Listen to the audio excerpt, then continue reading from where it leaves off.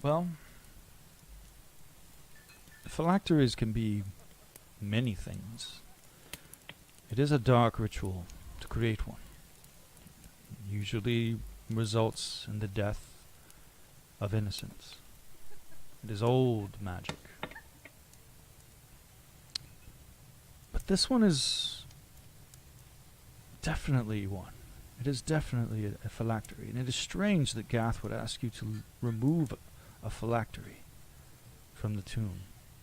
I would have thought that he would have wanted it for himself. Where did you say that this came from? Where was it in the tomb? I'm trying to remember. I want to say it was over there near the rubble where he was at. He said that it would cause him great pain and wanted it removed. At the time, it seemed harmless enough, so I agreed.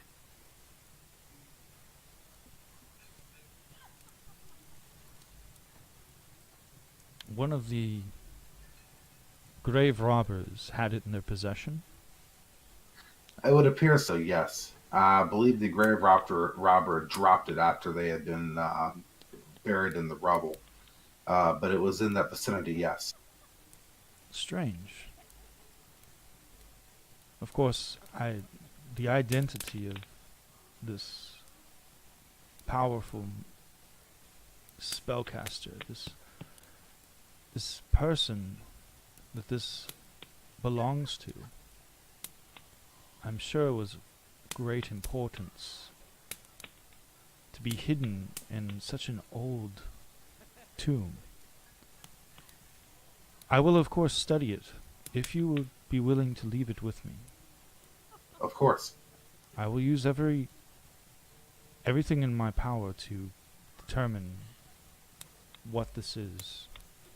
And Yathan, I know this borders on blasphemy, but is there the possibility that this phylactery is the phylactery of something that's possibly not evil? I'm sure that you are aware of the Undying Court. Yes. Well, I've heard the name in passing.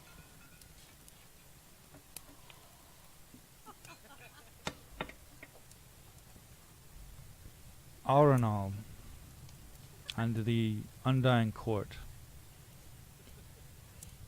they of course have their secrets. Secrets that they would not share with one such as myself, or the Silver Flame for that matter. But the tragedy of the elves and what they went through during the war with the dragons, they had to lean heavily on magics that they would have preferred not to adopt. They created their own versions of a lich. I have no doubt that potentially, this phylactery may very well belong to an Aranal elf. It resembles ones that have been described to me. And of course, who this elf was, or if they still exist, is a mystery that perhaps we can solve together. But I am curious as to why it would be hidden in that place. That can only tell me that it is very old. Much older than any phylactery I have ever heard of or seen.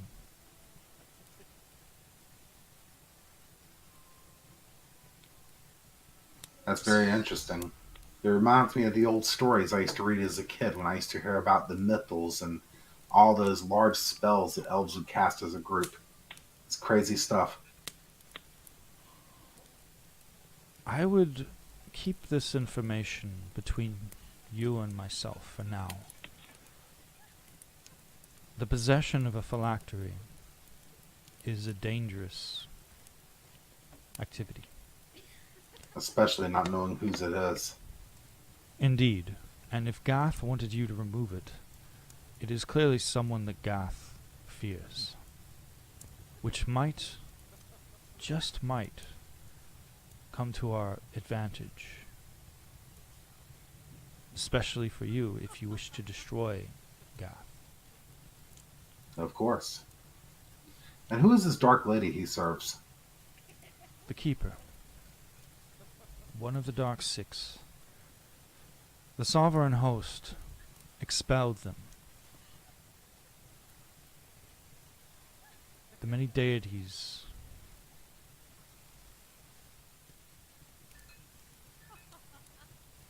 the Keeper is, of course, one of the darkest of the Dark Six.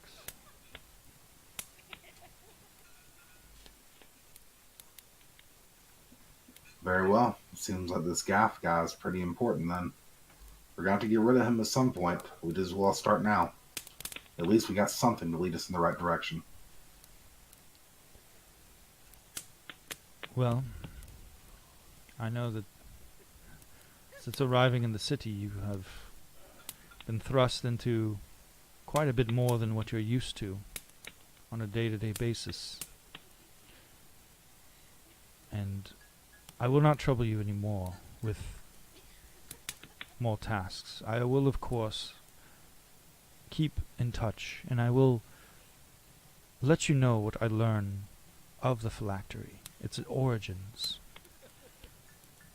I fear that destiny has brought you to this device. And I have a feeling that it may very well be something that will help you.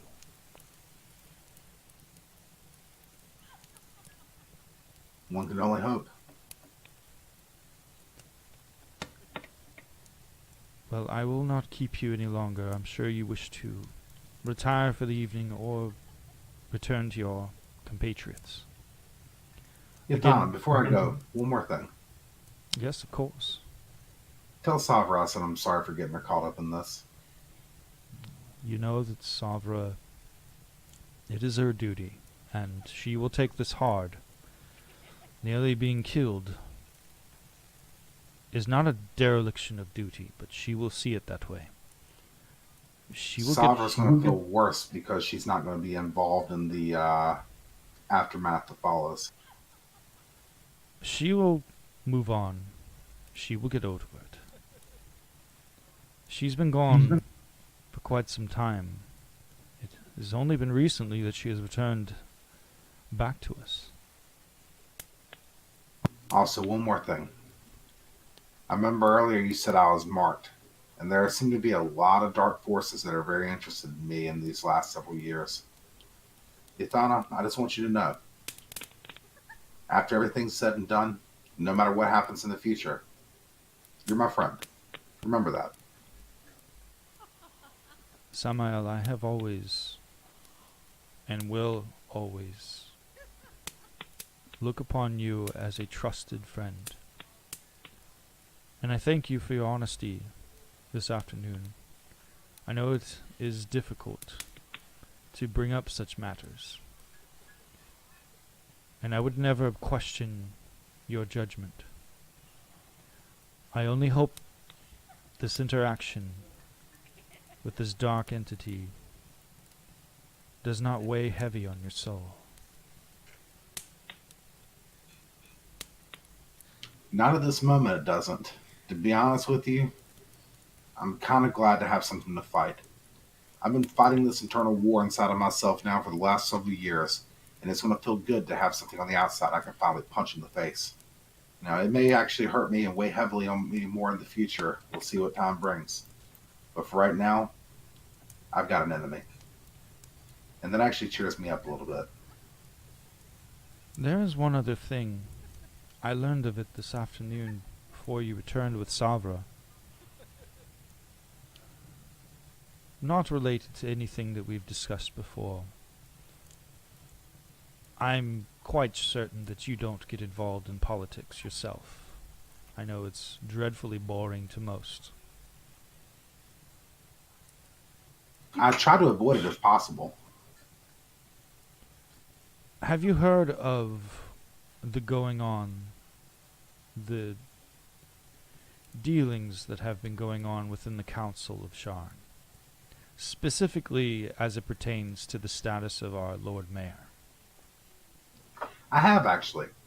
I noticed that in the news articles I read, they had very little to say on his opinion of the matter. There's a reason for that. I have heard rumors of Cathan Erdimo. Lord Mayor Cathan Erdimo was removed from office while he was away on a pleasure cruise on his own private airship around Breland. I know this, of course, because of the contacts that I have within the ward with the councillor. There is a reason why he was removed. And What have you heard? Cathan Erdimo was removed from office for embezzling taxes from the city, stealing money from the people of Sharn. Was he? Yes. On whose order? His order to be removed, or why he did it himself? Why he did it himself? I mean, typically speaking, such behavior is usually beyond a single individual.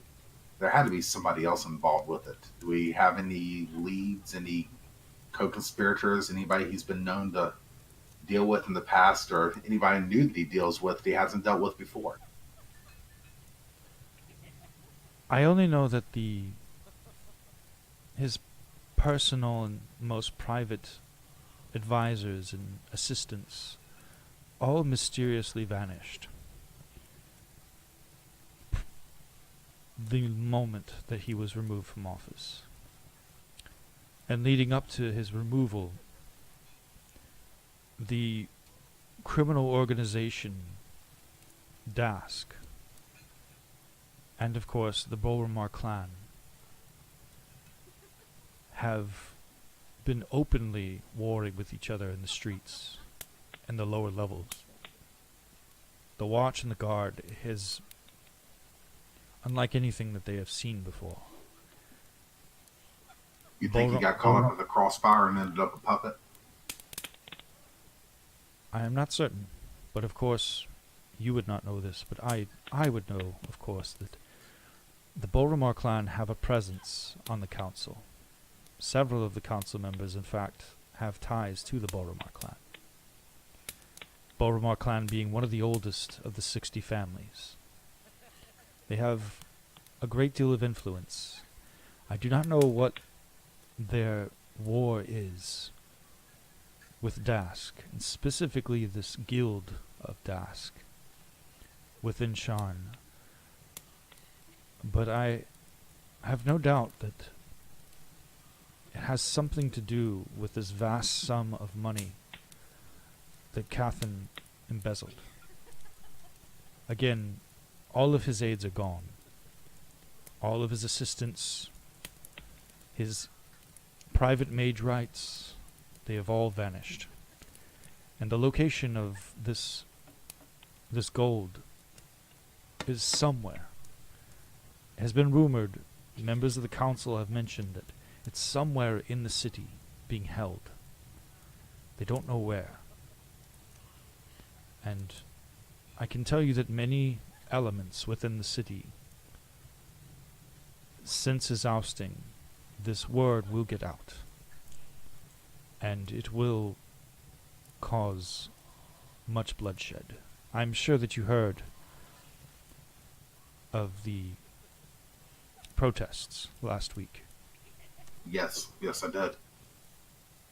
That was not the reason, as it has been touted in the paper, for his removal. It was solely the embezzlement of these funds.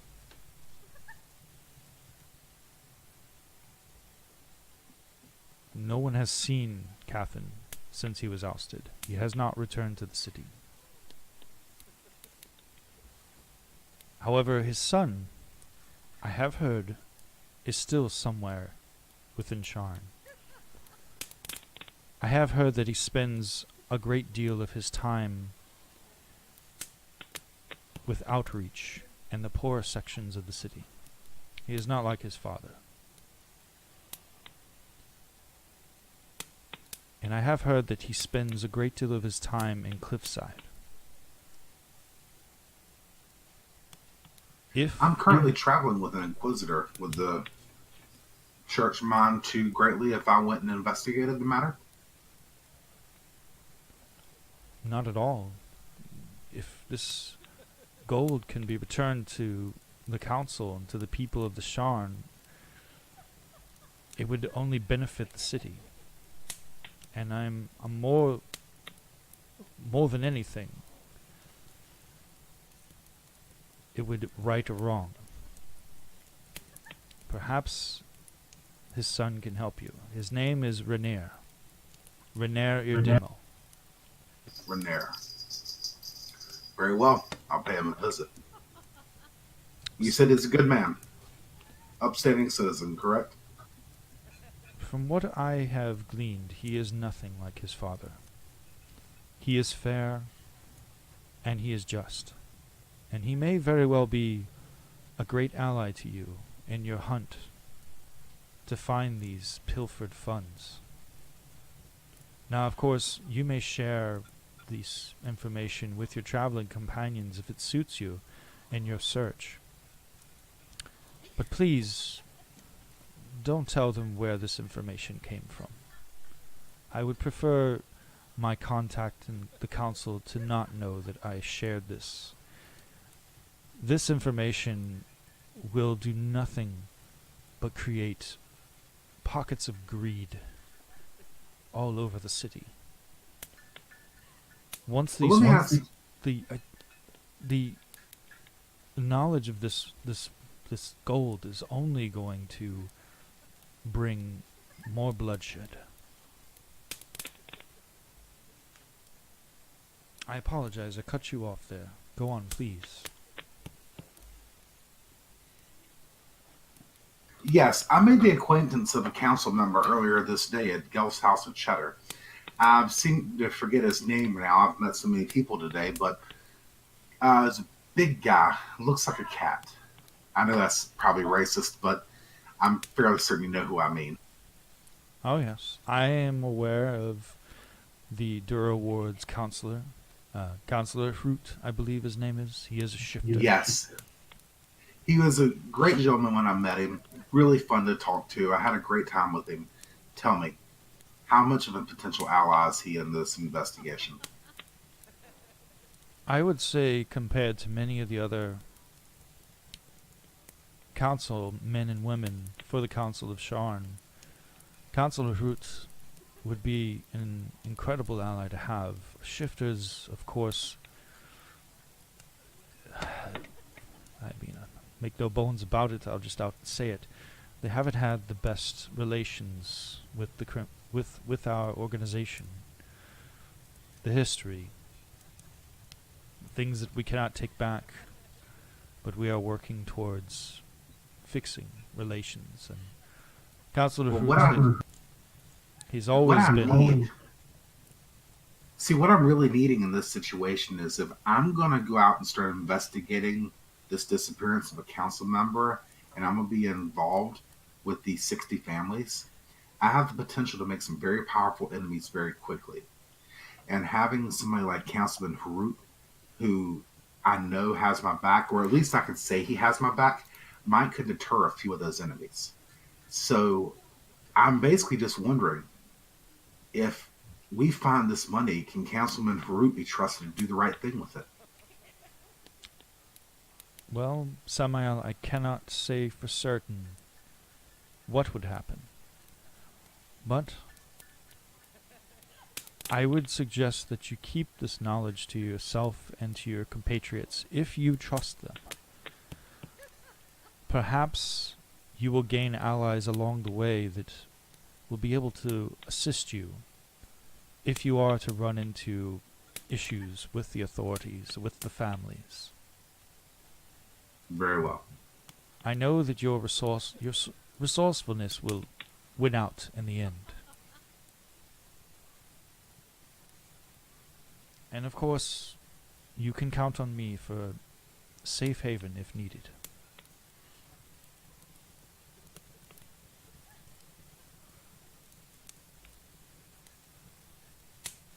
Very well. Then that's what we should do. We will go investigate this next. Well, once I talk it over with my friends. But like I said, the Inquisitor in our group, I don't think he'll be able to pass this up. And once me, him, and the Bard decide to move, I think the entire group will be interested as well.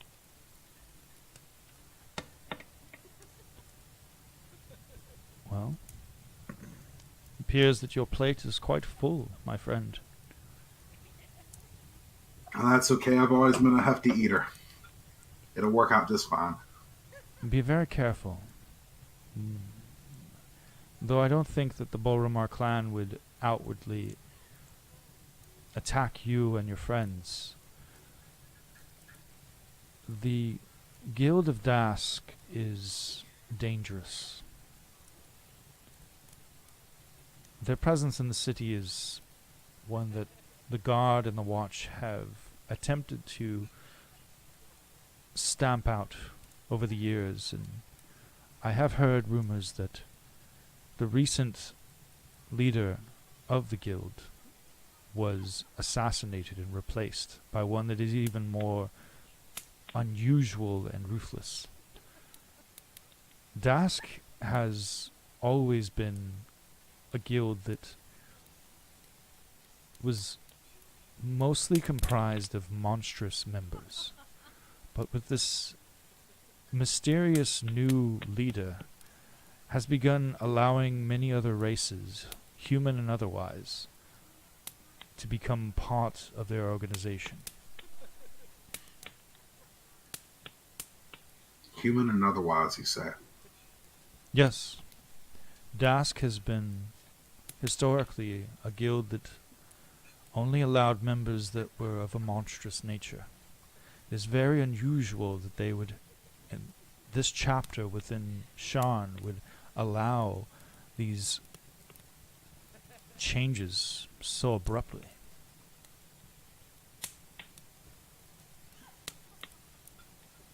Be very careful, my friend. I feel that you are delving into dark waters. And before the end, I fear that this quest to find these gold Galifars will only bring you pain and suffering. But I have faith. I have faith in the Silver Flame. I have faith in the Coatl. And I have faith in you, Samael.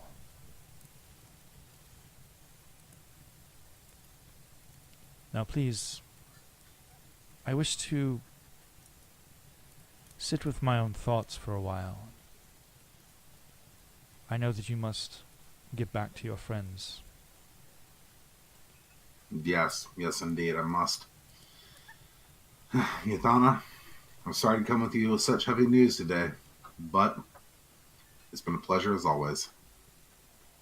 Likewise. Take care. And please, do call on me again. Oh, and there's a shapeshifter with us. If you hear anything about him doing anything untoward around the church, don't worry. I'm going to take care of it. He's not quite housebroken yet. Well, if you would be so kind as to remove him from the cathedral as soon as possible, I would be most appreciative. Yeah, I didn't intend to bring him. He kind of followed me. But yes, I'm going to get him out of here ASAP. I have heard some disturbing reports of his nudity. Oh, you should have heard what he said to Sabra. But you know what? I'm not even going to tell you. Ask Sabra about it when she's acting all tough later. If Savra ever returns to the cathedral, I have no doubt she's more than likely already left. Most likely, she's probably on her way back to the tomb so she can meet up with whichever party is going there. I would I would check on your friend before you leave, just in case Sabra had a run-in with him before she left.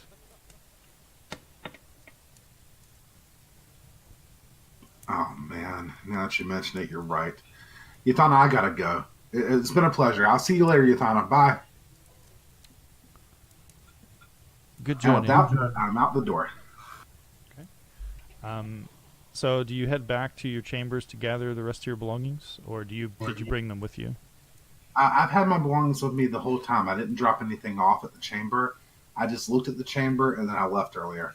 So I'm actually just on my way to find Bren before Sabra does. Okay. As you head into the main chamber, where you last saw Bren, looking around the chamber, you see no sight of him. Oh man, that's either really, really good or really, really bad. I'm gonna start asking around, see if anybody's seen anything or seen where he went. Okay. You see the houseboy that helped you when you first arrived at the cathedral walking by. And he says, "Oh, hey, Paladin Samael. It's good to see you again." Well met. Did you happen to see what happened to my companion? Not the tall redheaded one, but the shorter, more lecherous, annoying. And he has sort of a look on his face of, like, recognition that goes from, like, huh, okay, to, oh, shit, yeah, excuse Ah, me. yeah, you know him. Uh, uh, he was chased out by the gods. Oh, thank goodness. I thought you were going to say he was somewhere still in the church. Which way did they chase him? It was right out of the main entrance into the cathedral, actually, out onto into the square. He hasn't come back since. That was about a half an hour ago. Oh, great. All right. Well, thanks again. You're quite welcome. If you need anything else, please don't hesitate. I'm here just about all the time. As I'm jogging away. All right, will do. Bye. Out the front door. As you pass out into the courtyard, the massive marble and grass, intricate knoll that's in front of the cathedral that separates the cathedral area from the sovereign host temples. Looking around, you don't immediately see any sign of your newfound friend. You do, however, see the hustle and bustle of folk as it is getting later in the evening and the sun is beginning to get lower in the sky. It's approximately 5:45 right now. Our meetup was at 7, correct? Actually, your meetup was at 6. I'm heading straight to the meetup point. Maybe he's already gone there with one of my companions. Now, a sky coach will get you there within a couple of minutes, or you could walk, but you wouldn't get there until after your appointed time, your appointed meetup. Realistically, 6 o'clock was more for Byron and Linda. 7 was more for the invitation from Volathop. I'm going to walk there then and keep an eye out for Brent on my way. Okay, very well.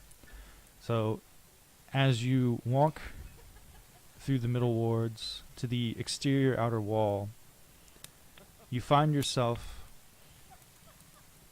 on one of the bridges that connects the wards. Passing over the bridge, you see many folk, the hustle and bustle, as they all begin to flow in each direction. The wind, at times, has been whipping you and blasting you as you pass over the bridge. You watch the sun cresting, the sun going down, getting darker. And you see the sight of several airships passing by overhead. Some large, some smaller. You see sky coaches zipping this way and that way, moving up in the air, moving down into the valleys between the wards.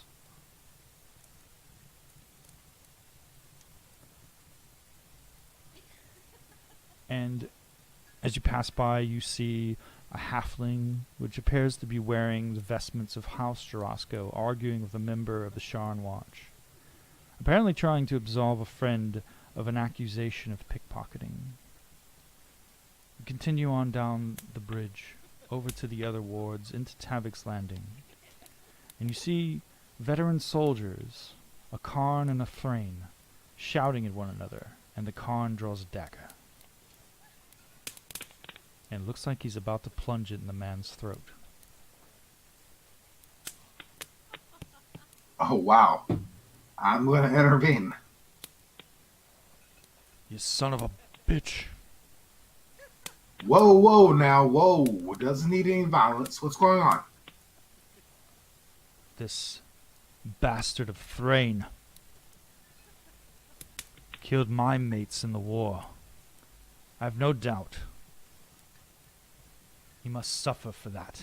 And he pulls his arm back and gets ready to strike at the man, who is, at this point, seems confused and is backing away and putting his arms up.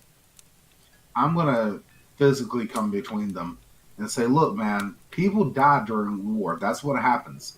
It's not like they're doing it intentionally, and it's not like they mean it to you personally.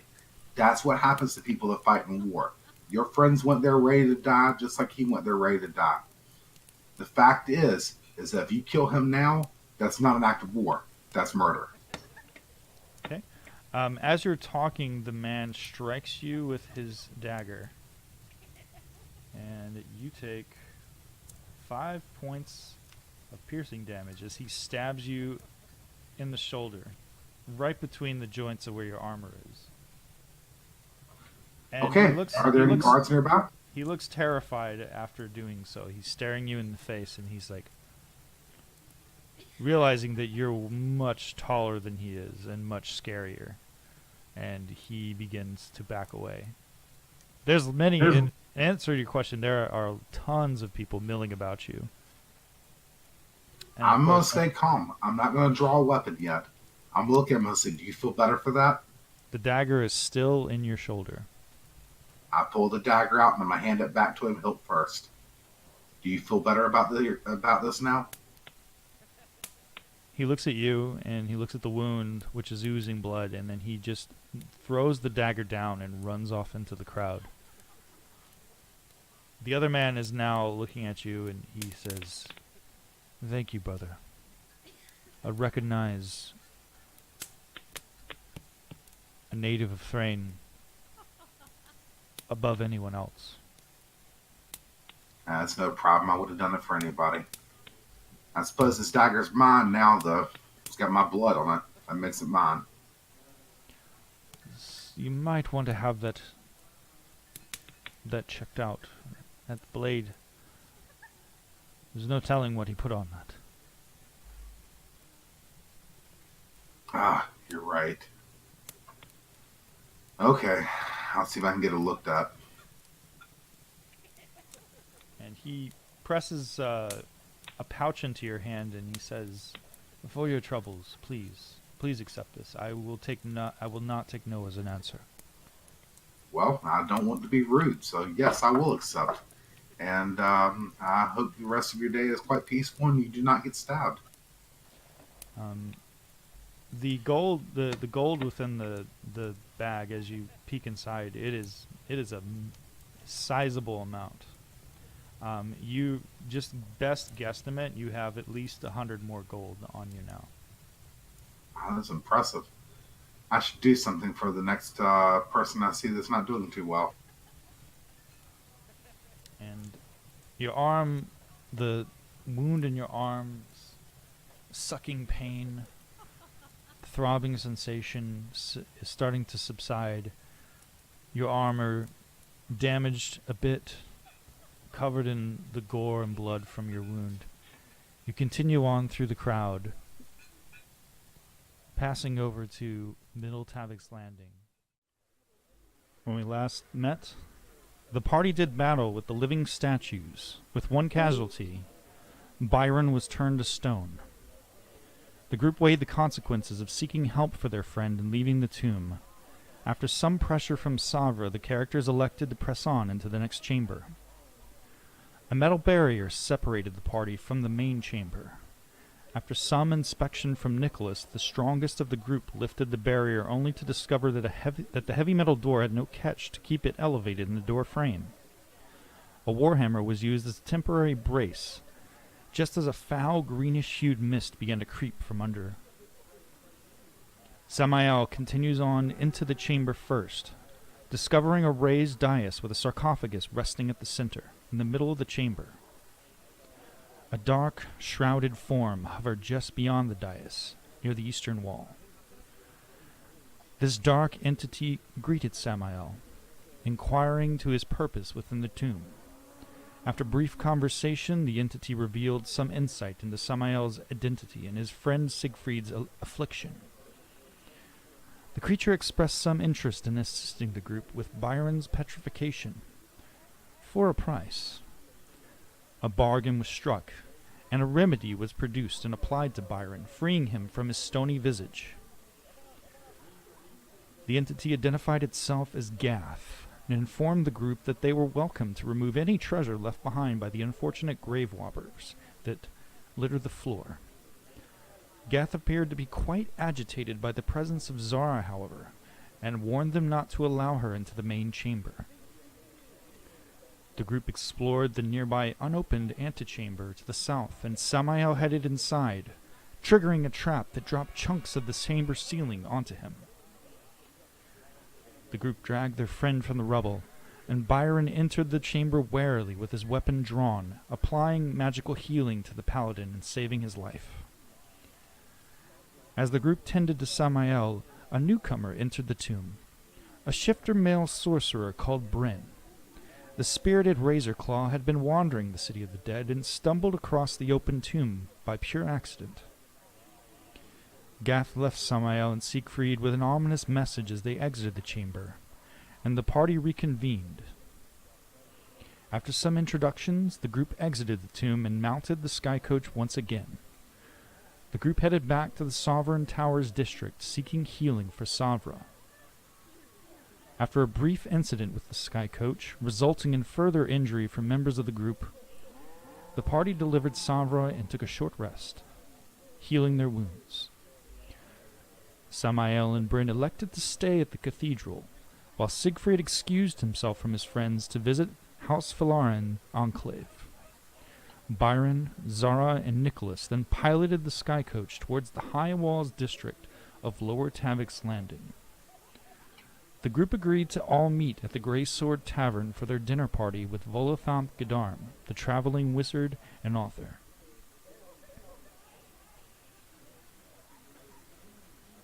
Outside of the Sovereign Towers district, as the evening sets on, the hustle and the bustle of the crowd begins to lessen.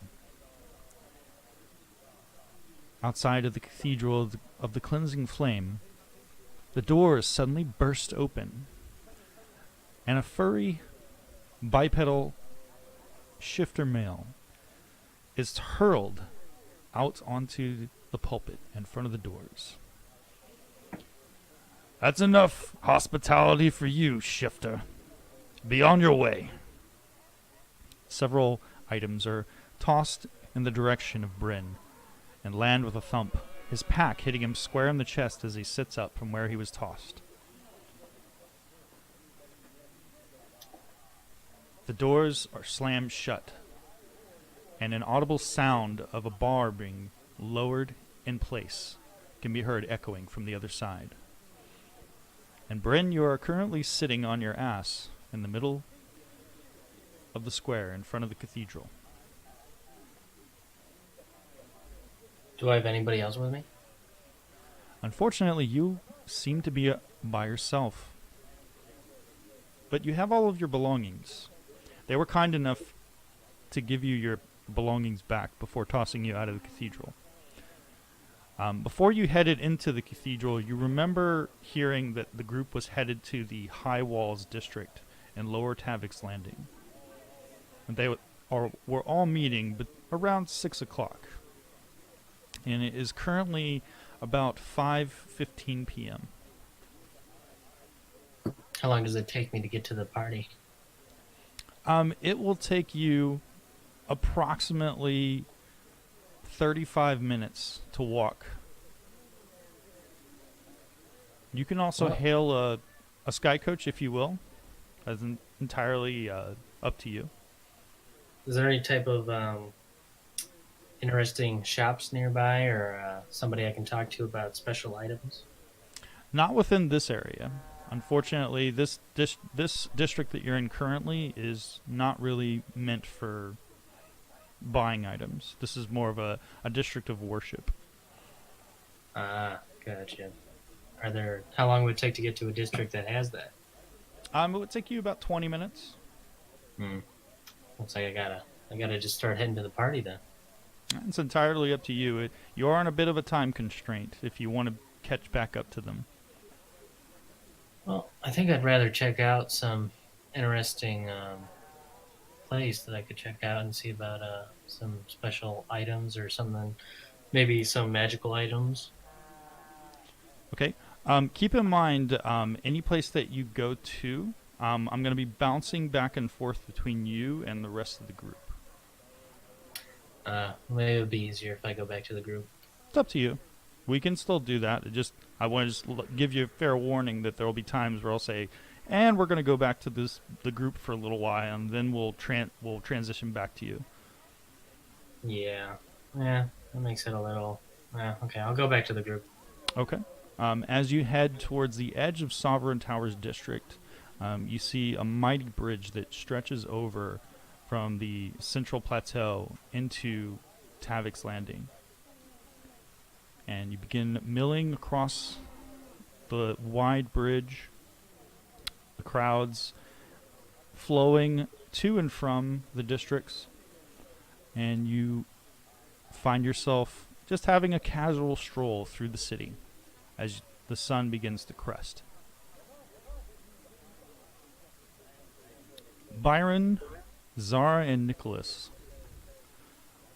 you are currently passing over the walls, the outer walls of the Middle Tavik's Landing, just between Middle Tavik's Landing and Lower Tavik's Landing. And you're passing over the towers, the different districts, the warehouse district of Cogsgate, and passing beyond Cogsgate, you see a tenement called High Walls.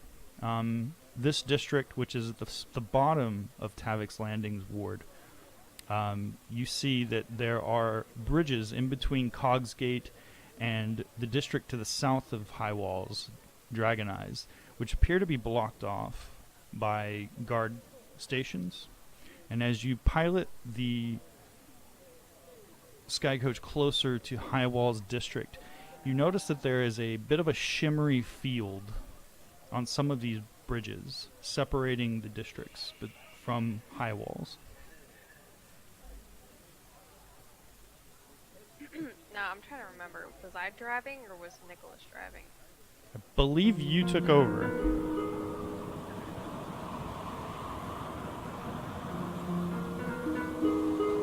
Byron,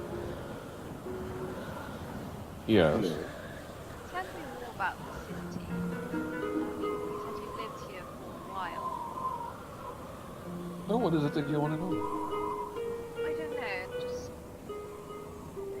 different relations between different classes, neighborhoods. If I'm not wrong in saying, I heard someone use some sort of, I don't know, savior? Maybe I'm like in the team. I don't know. You must have misheard them, or they misspoke or something. But no, I'm from the middle wards, and I know the middle ward and the lower. But the upper ward, where the rich folk hang out, and they have their little squabbles and their little fights constantly between the houses. Trying to stay out of that business. mind my own for a while. I just started